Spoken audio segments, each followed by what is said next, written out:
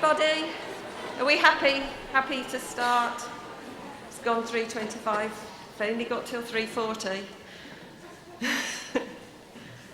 Anyway, good afternoon, everybody. I had a little introduction earlier on. I am Kat Topley and part of the AfPP board, but also an infection prevention specialist, focusing on the reduction of surgical site infection and working with 3M with that focus as well. So I'm going to do the usual and ask you to just put a hand up if you've heard of one together. Oh gosh, that gets more every year, doesn't it? Yes, you put 2 hands up if you want.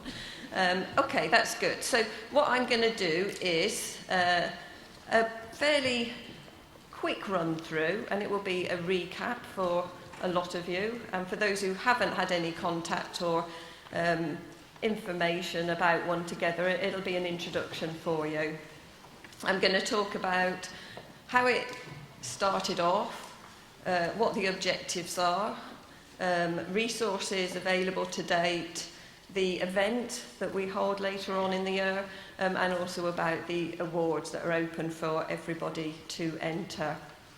I'm going to just start off by saying, listening to Tracy this morning, and she really emphasised to you all that AfPP is not the board, it's your organisation, and I think just exactly the same, one together does not belong to AfPP, IPS, the RCN, the College of Operating Department Practitioners. It really it belongs to the people of those organisations. Is anybody here from IPS?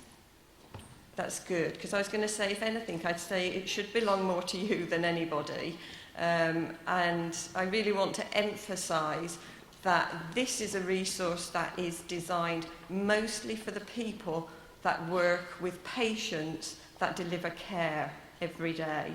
It's not for those that are a step away. And I would say that infection prevention practitioners mostly are a step away, aren't they? But you are the people with patients, and this is a resource for you. So it formed in 2013, and the partnership does have this contract for an understanding. It's not like a great legal thing, but it's really important when you're working with industry, especially, that we're very transparent about what we're doing. So this is a unique collaboration for 3M, as well as for yourselves, in that we provide a platform, but this is a non-commercial venture for us. So if you come to any One Together event, you will not have an exhibition in the same way that you do here. And we do not discuss our products at those events. That doesn't mean to say that we're not experts in some of the areas, but this MOU is really important, and it's a sort of a model for other industry partners.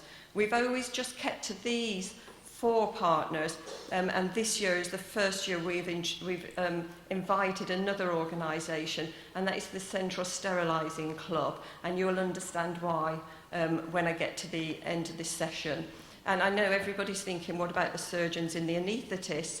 But we especially wanted to design something for people that more or less live in theatre, and the anaesthetists and the surgeons, they are in theatre a lot, aren't they? And they have special skills we cannot do without. But they're also not just in theatre, whereas a lot of you're very much in surgery all the time. So you are the experts. And this is about saying that you have this skill and knowledge above what they have in certain aspects of surgical care. So a very quick reminder that we're talking about a healthcare associated infection that does affect a lot of patients. I don't think we need to dwell on it. I think it's fairly accepted that this is a risk for all patients, so it's right across all your specialities, and it becomes a little bit of a sort of, if you see someone sign in consent form, it's often and there is always a risk of infection, and everyone says, oh yeah, and they don't really think much more about it, but it's a real risk, and it is a serious risk. And it's also sometimes known as the most avoidable healthcare-associated infection, because the window of risk is fairly obvious. It's really, isn't it, when that person is open on the table. That is when it all begins. And so we have a period where we can really manage the risk, which you don't get with a lot of other healthcare associated infections. That's just a really quick graph, just to have a reminder of where the rates are at their highest. This doesn't change an awful lot, but beware, there's lots of specialities not on here, so especially C-sections not on here, and we know that should be on here really, and towards the middle high end. You can see these slides anywhere, and if you look at one together material, all of this sort of information is there as background. But probably more importantly, have a look at some of the work that's done at a more local level, because that graph is always taken from Public Health England, you know, the big body of surveillance data, which is fantastic, and we should always use it and champion it and make sure it keeps going. But these local pieces of work tell us a lot, because this sort of work by Jenks will show you that their rates are not exactly the same as what you see on that big picture, and they sometimes will have a problem in an area that isn't reflected in the big data. So the value of good surveillance locally is what you should work with. And I think we're getting better at that, but that might just be my little dream world that I exist in. I just think everybody's getting really good. They are, aren't they? But the principles remain the same for reducing surgical site infection. And it's just set out there, and it sounds really simple, but it's actually not that simple. When we got together in 2013, and we always have about 2/3 would-be theatre practitioners and 1/3 infection prevention people. I think that's about right, isn't it? Because in a hospital, infection prevention teams are fairly small, and you're a big team. What we found was that there is some confusion, and it's really basic. It's about keeping up with the evidence base and keeping up with the guidelines and the standards, and how do you risk assess locally what to do when the WHO say one thing and CDC say another thing, and then NICE say something else. And they might not be dramatically different, but different enough for you to find it difficult to answer that question when you're in a theatre department. So the effort we put into policy development is based on juggling and assessing so much information that actually it ends up that people more or less just decide what they're going to do, but not sure what it's all based on. So this was to try to provide a quality improvement resource that did all that work for you, that updated on a very regular sort of on whenever anything is updated, that this would keep pace with it as well, so that you weren't always tripped up at patient side by, yeah, but NICE said this last week. And so our commitment is to keep this material up to date. It is based mostly on NICE, because this is UK One Together, but we always have a nod to looking at WHO and CDC, and in the more in-depth guides that we do, we explain how that decision how we've reached it.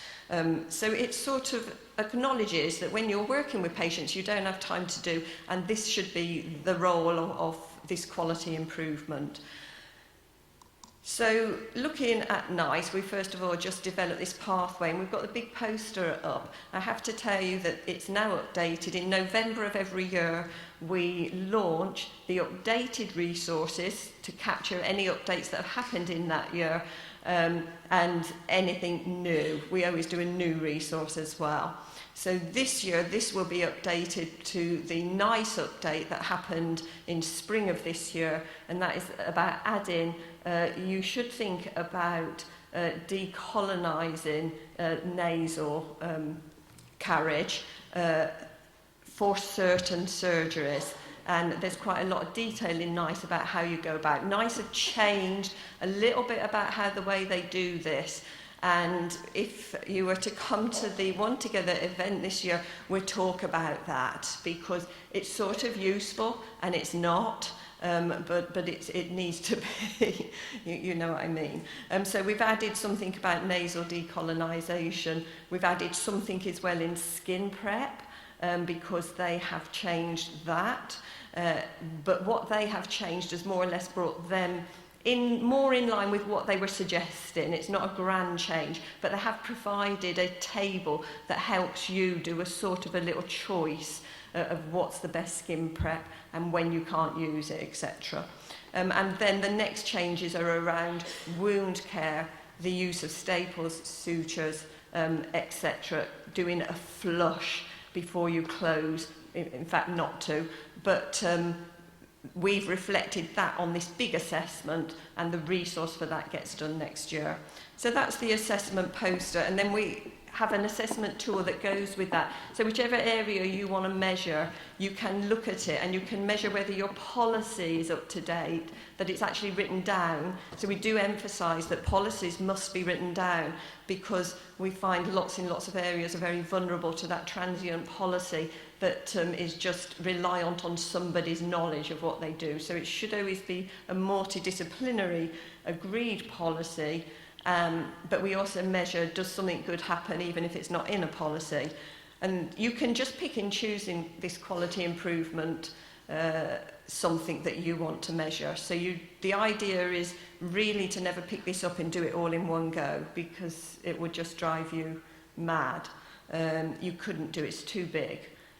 So it does have a nod to care bundles, but it's not a care bundle as such. It is about looking a little bit more in depth. You can draw your care bundle from it, but it's not a care bundle in itself.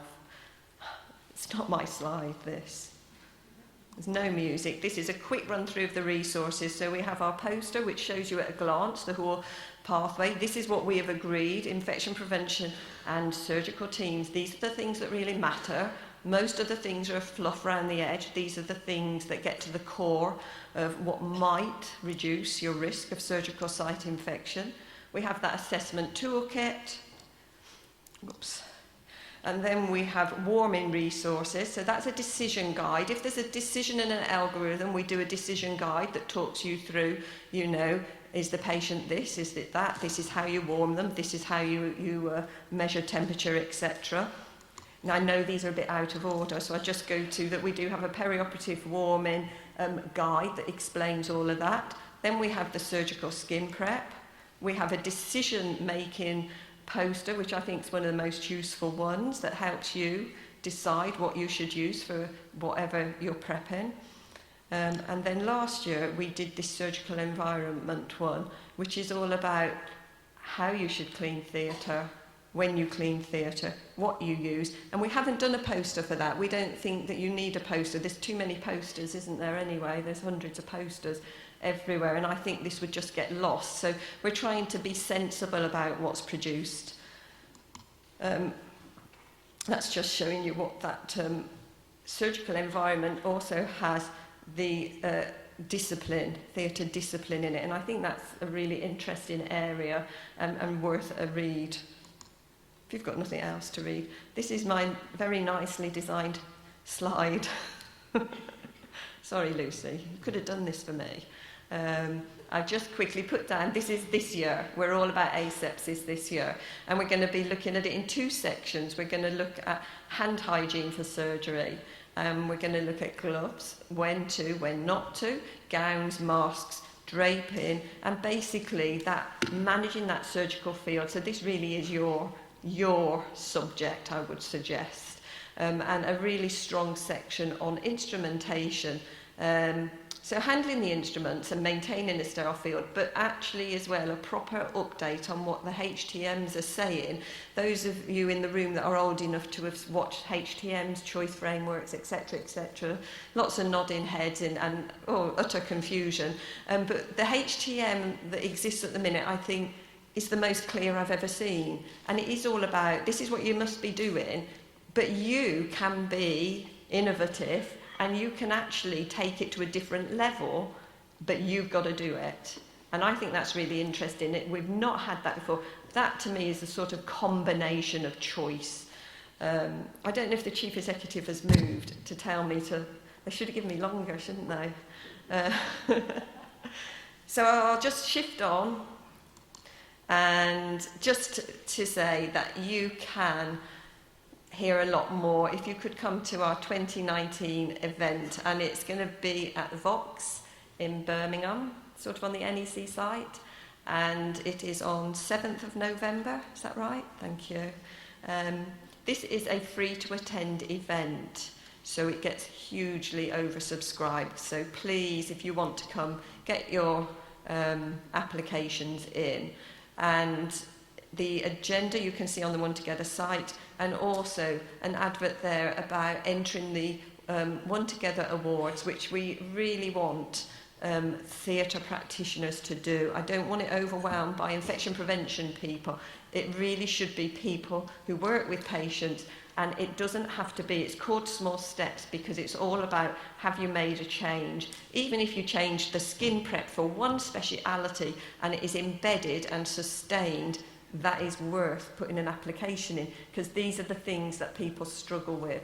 So please have a look at that, and on the 3M stand we've got applications both to attend and for those awards as well. So do go to see Lucy today, and tomorrow some other bods that I can't remember the names. Who are they? There you go, and there's the website. So I have suggested next year we have an afternoon and do some workshopping on surgical site reduction, so that we do some practical stuff. But I've got to come off the stage now, so. And I wanted to be hypnotised, and they wouldn't let me. Anyway, never mind.